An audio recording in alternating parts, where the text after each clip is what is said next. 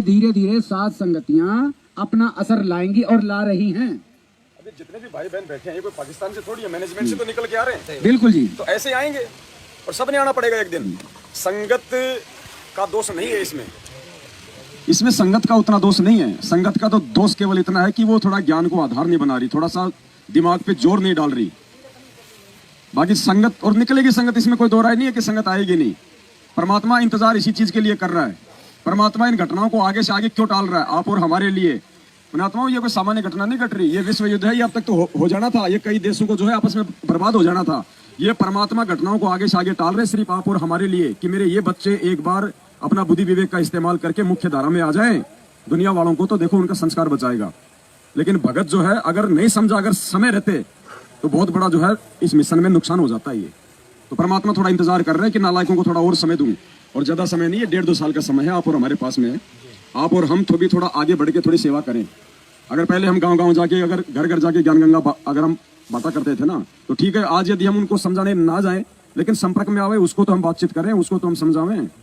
देखो हमारी सेवा कोई दुनिया को समझाने की नहीं है। दुनिया को समझाने का ठेका परमात्मा ने बंद कर दिया था 2014 में। 1994 से 2014 तक, जब तक गुरुजी बाहर थे, गुरुजी ने ज्ञान प्रचार किया, सत्संग सुनाए, और 2014 बरवाला कांड, यानी इतने वर्षों तक परमात्मा ने ज्ञान प्रचार किया। जितनी आत्माओं ने समझना था ज्ञान से वो समझ चुकी हैं, उनके शरण में आ चुकी हैं।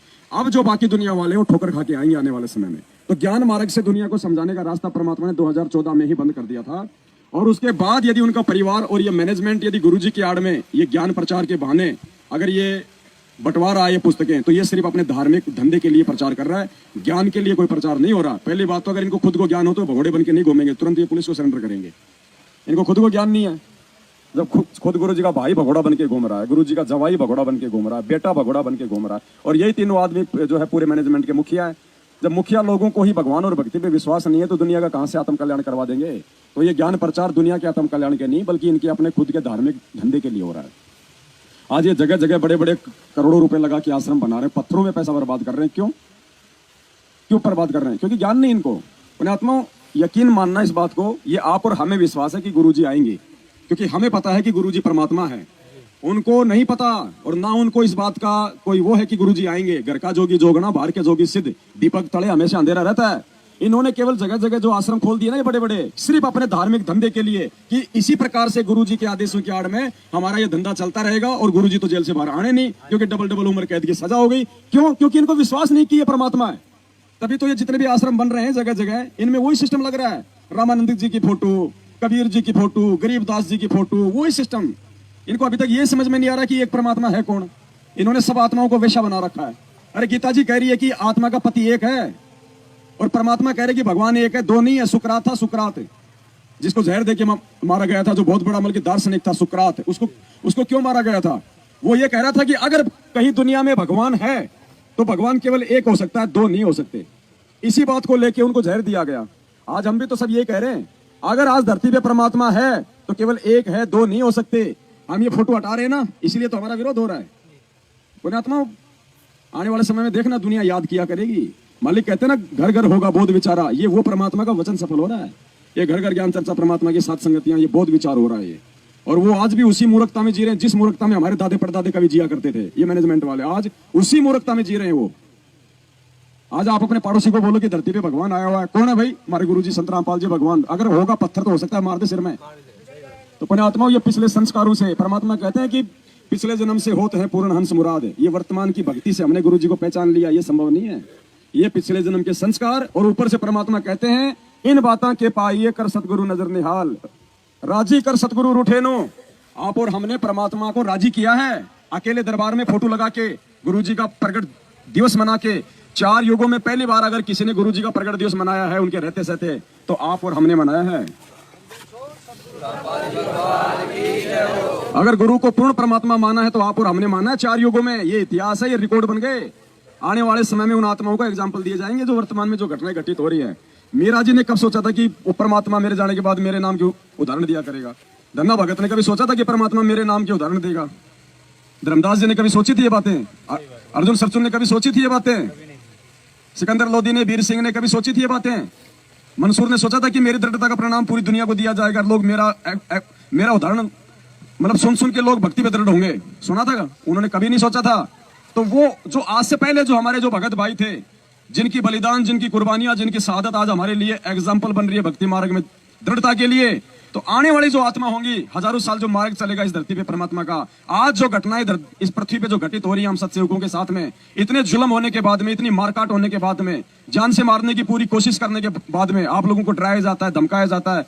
अरे एक बात बताओ, आप भगत हो परमात्मा के, उसी गुरु का नाम लेके आपको गुरुद्रोही घोषित कर दिया, आप तुम मर जाओगे कि मेरा तो धरती पे ठिकाना नहीं है, मैं घर वालों से वैसे दूर, समाज से मेरा संपर्क वैसे टूट गया परमात्मा का नाम लेने के बाद में, और उस भगवान ने भी मेरे को गुरुद्रोही कर दिया। आदमी फांसी खा के मर जाए, अगर परमात्मा उसको अंदर से सारा ना दे तो ये काल के दूत है, इन्होंने तो मारने का ठेका ले रखा पूरा, लेकिन ये तो भगवान अंदर से मटके की तरह, कुमार की तरह अंदर हाथ राख के ऊपर मारे चोट। तो ऐसे परमात्मा आप और हम सत्सेवकों को संभाले हुए ज्ञान आधार से, अपने आशीर्वाद से, अपने पावर से। देखो ये सौभाग्य है। परमात्मा कहते हैं जहां जन से महिमा सुनूं वहां मैं गमन करंत, ये विधान है भगवान का। जहां उस परमेश्वर की चर्चा होगी, उस परमेश्वर की महिमा गाई जाएगी, वहां मालिक का विधान है कि मैं पहुंचूंगा वहां पे, चाहे कुछ भी हो जाए। फिर भगवान को रोकने वाला कौन है? जहां जन से महिमा सुनूं वहां मैं गमन करंत, और वो तो नगर अमान है जहां मेरे प्यारे संत। पुण्यात्माओं, एक भगत की वजह से परमात्मा ने क्या बताया? एक भगत की वजह से परमात्मा पूरे शहर की रक्षा करता है। उस समय अगर सेऊ संबंध और नेकी ने दी, कुर्बानी नहीं दी होती तो पूरा नगर का सत्यानाश होना था। सेऊ ने कहा था कि माँ, अपने गुरुजी तो चोरी करने के लिए मना करते, तो माँ ने क्या कहा था कि बेटा हम अपने लिए चोरी नहीं कर रहे, हम इस नगर के लिए चोरी कर रहे हैं। आज अगर हमारे गुरुजी यहाँ से भूखे चले गए, ये नगर नहीं बचेगा। पुण्यात्माओं, ये जो सात संगतियां हो रही है ना, ये परमात्मा अपनी बाकी आत्माओं के लिए भी करवा रहे हैं। एक भगत को निमित्त बना के, जैसे आज मुरादाबाद की इस पावन धरती पे भगत पवन दास जी को परमात्मा ने यहाँ निमित्त बना दिया। ये इनको भी नहीं पता इस बात का, आने वाले समय में इनके आधार से परमात्मा कितनी आत्माओं की यहाँ पे रक्षा करेगा। ये खेल है परमात्मा के। इसी प्रकार अब ये सात संगति ये लोग क्यों रोक रहे हैं? हम क्या कर रहे हैं? हम इनका क्या बिगाड़ रहे हैं? इनका मैनेजमेंट वालों का ये धर्म का काम है। हम तो जा जाके इनके सत्संगों में कभी कोई बाधा उत्पन्न नहीं करते ना, कोई पुलिस वालों के पास नहीं जाते कि साहब ये सत्संग क्यों कर रहे हैं, ये सात संगतियां क्यों रुकवा रहे हैं? जबकि ना हम संगत से ज्योति का पैसा लेते, ना पाठ का लेते, ना दान का लेते। अपनी मर्जी से लोग अपना पांचवा यज्ञ जो है उसमें सहयोग करते हैं, और वो भी हम लोग ये कहते हैं भैया 10-10 रुपया दे दो, अभी है हमारे पास में। उसके बावजूद ये लोग इन धर्म भंडारों को रोकते हैं। क्यों? क्योंकि इनके ऊपर जो है काल का दबाव है कि अगर इस पृथ्वी पे धर्म का काम यदि आगे बढ़ा तो मेरा तो सत्यानाश हो जाएगा। इसलिए पुण्यात्माओं, काल ने अपने भाई बहनों की गर्दन दबोच रखी है। इसलिए हमारे को उनके ऊपर दया भी आती है, हमारे को उन पे मतलब रहम भी आता है कि परमात्मा ये गधे बनेंगे, ये ऐसे कुकर्म कर रहे हैं। मालिक ने वो सत्संग सुनाया था ना दुर्वासा ऋषि का, राजा अमरीश का, और क्या कहा था फिर परमात्मा ने कि पुण्यात्माओं ये विधान है परमात्मा का। और फिर गुरुजी ने कहा कि मान लो कि तुम दो भगत हो, तुम दोनों ने ही परमात्मा का नाम लिया हुआ है, और एक भगत कुछ नहीं बोलता और दूसरा भगत बेवजह उसको परेशान करता है, तो परमात्मा उस भगत की तो रक्षा करेगा, और जो बेवजह परेशान करता है उसका बक्कल उतारेगा। जैसे उसका दुर्वासा का बक्कल उतारने के लिए सुदर्शन चक्र हो गया था उसके पीछे। तो ये विधान है परमात्मा का। ये संगत एक बार जाग जाए फिर देखना इनकी दुर्गतियां, इनके घर वाले दूर हो जाएंगे भगवान से, वो दुर्गतियां होंगी इनकी। तो थोड़ा समय का इंतजार करो, धैर्य रखो। परमात्मा सबके सब्र की परीक्षा ले रहा है। और आप और हमारी परमात्मा ने कितनी बड़ी सेवा लगा रखी है, कितनी बड़ी। आज आप मैनेजमेंट वाले जो भाई बहन है और आप लोग हो जो यहाँ आए हुए हो, आप उनकी अपनी सोच में देख लेना कितना अंतर है, उनकी और अपनी रहनी करने में देख लेना कितना अंतर है। आपको मालूम पड़ जाएगा कि भगवान ने कितनी बड़ी मेहर कर दी। परमात्मा ने हमें अपने जैसा बना दिया। कीट न जाने भृंग को गुरु कर ले आप समान। ये सात संगतियों से परमात्मा ने हमें अपने जैसा बना लिया। बातों बातों में हमें मालूम ही नहीं पड़ा। आज हम मर जाएंगे लेकिन हम किसी को वोट नहीं कर सकते। हमें पता है, परमात्मा ने विधान बता दिया कि तेरे समर्थन से वो राजा बनेगा, और राजा बन के कितने कुकर्म करेगा, उसी अनुपात में फिर उस राजा के कुकर्मों की सजा तेरे को भी मिलेगी। क्या कहा गुरुजी ने? ना गलत काम करना, ना गलत काम में सहयोग। तो राजा कौन सा सही काम करेगा? दुनिया भर में शराब के ठेके कौन खुलवाता है? बूचड़ खाने कौन खुलवाता है? वैश्यावर्ती तक की अड्डे कौन खुलवाता है? सारे कुकर्म कौन करता है? तो हम भी उसमें सहयोगी हैं। और फिर आरक्षण में बताओ, भक्तों को, अरे भक्तों को सतलोक में आरक्षण चाहिए कि यहाँ पे चाहिए 5%, उसमें ठोक दिया काल ने। ऊपर से 16-16 लाख रुपया उनको भक्तों के दान का। राजस्थान का गैंगस्टर आनंदपाल सिंह बताओ, AK-47 राइफल रखता था, कितने लोगों को उसने मार दिया, पुलिस वालों को मार दिया। फिर वो पुलिस की मुठभेड़ में वो मारा गया। अब उसकी CBI जांच करवाने के लिए हमारे भगत खड़े हो रहे हैं। नालायक गधे इंसान, बुद्धि है इनके अंदर, दो दे लेके नहीं है। तो शुक्र मनाओ आप लोगों को परमात्मा ने उन कुकर्मों में उनका सहयोग करने से आपको बचा लिया, वरना उनका क्या परिणाम निकलेगा आने वाले समय में देखना। तो दास की तो विनती है भाई, परमात्मा ने रजा बख्शी है तो रजा को आप जी बनाए रखें। दूसरे भाई बहन जो आपके संपर्क में आते हैं उनको भी समझाएं।